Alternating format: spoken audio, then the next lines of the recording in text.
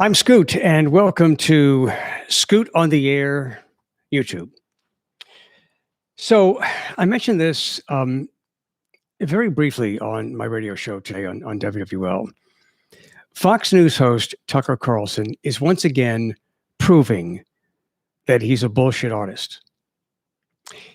He's proving that his goal is to try to scare you, frighten you, make you feel like you're losing all that it means to be an American. And it's total bullshit. It's all about entertainment. It's all about feeding his audience. Sadly, his audience believes this shit. Tucker Carlson essentially is telling people that the Biden administration is trying to destroy the suburbs. Where does the voting base of the Fox News viewers live? In the suburbs. He wants to scare you, but he's scaring you with just nothingness. He's scaring you with bullshit. And people are getting so scared. Oh my God, he's going to destroy the suburbs. What are we going to do? Let's go back to the beginning. I remember doing some research in the early 90s when I was doing a talk show here on WWL. And by the early 90s, really by the 1992 campaign between Bill Clinton and George H. Walker Bush, it was obvious that baby boomers had become the establishment. It was also obvious that baby boomers were fueling the conservative trend in America, which really started to come into focus in the 80s. You know, let's remember who baby boomers were in the beginning. This was the hippie generation. This was the me generation. This was the generation that condemned the establishment for judging people based on race and religion and gender and sexual orientation. Very, very much in favor of being non-judgmental. Why is it that that generation today is so damn judgmental? I don't know. But when you talk about them collectively then and collectively now, this was a liberal hippie generation that became the ultra-conservative establishment. And people make the argument that, well, it's because they started to make more money, and when you make more money, you become a conservative. There is some truth to that, and I understand why. Because true liberals are for bigger government. True liberals are not for slashing taxes and smaller government. So, you know, the lives of baby boomers did change. And they fueled, and to this day continue to fuel, the conservative movement in America. When I did some research, I remember finding out that the city, living in the city, invites a collective problem-solving mentality. The concept of it takes a village.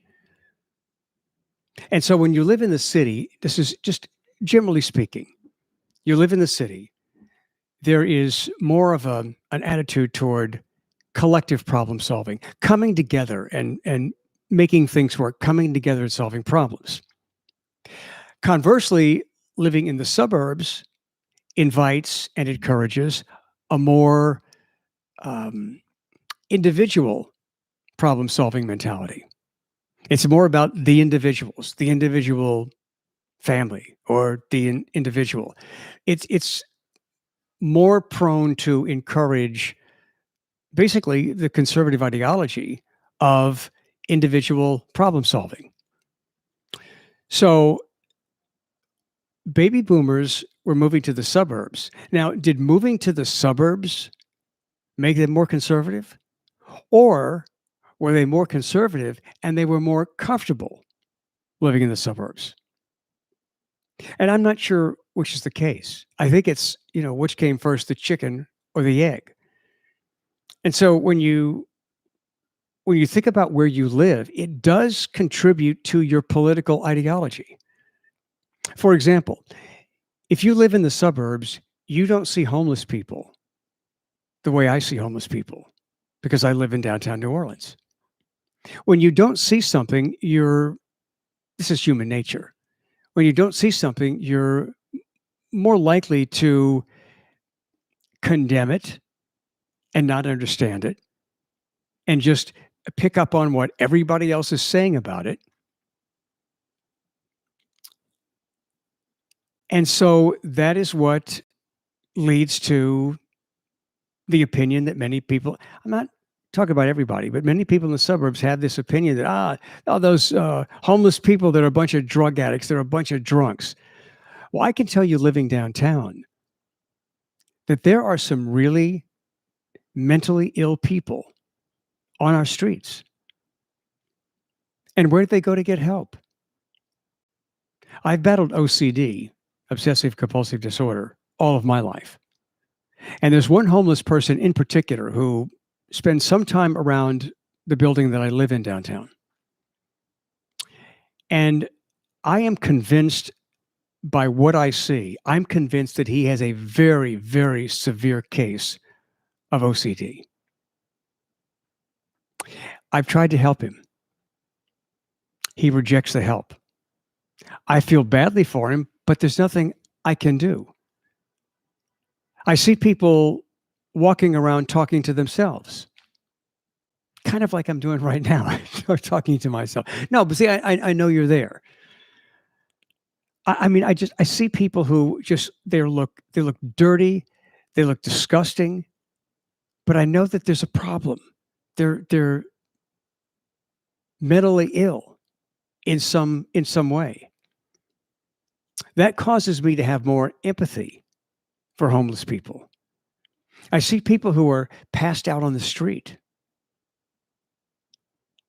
And I'm not so quick to judge because I don't know what led that person to be in that situation. I don't want to belabor this point. I'm just simply making the point that where we live does contribute to our political ideology. Now, there are certainly many exceptions to that, but just in general, and it doesn't matter whether the suburbs made you conservative or whether you were conservative and you're just more comfortable in that atmosphere. It doesn't matter which, but where we live does somewhat reflect who we are politically.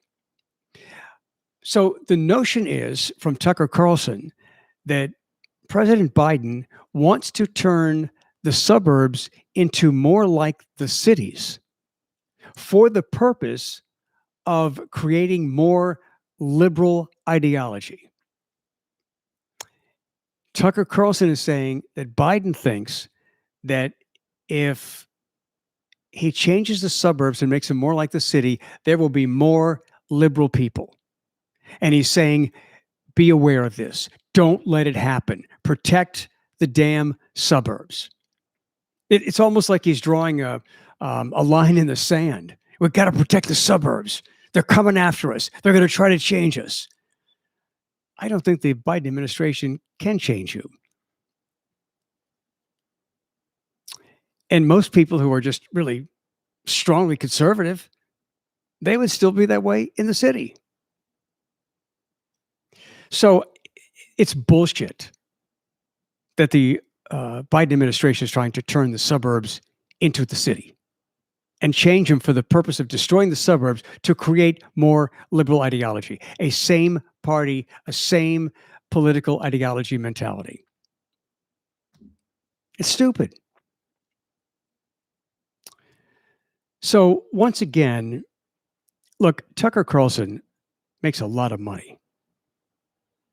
I'd love to make the money that Tucker Carlson makes. It's not about that. It's about the truth. Could I do what he's doing? No, I couldn't. I couldn't. I mean, I could come up with the words and I have the talent to talk to people and I could come up with the same kind of shit that he comes up with. And I could do this on my show every day. I could feed the ultra conservatives every day on my show. I know how to do that, but I can't. It doesn't come from my heart. And I think this is a disadvantage, but I'm honest. And it would probably serve me better financially to not be as honest. But I'll do the best I can being honest, because that's the only way I know how to be. I'm not some perfect person. Don't misunderstand me.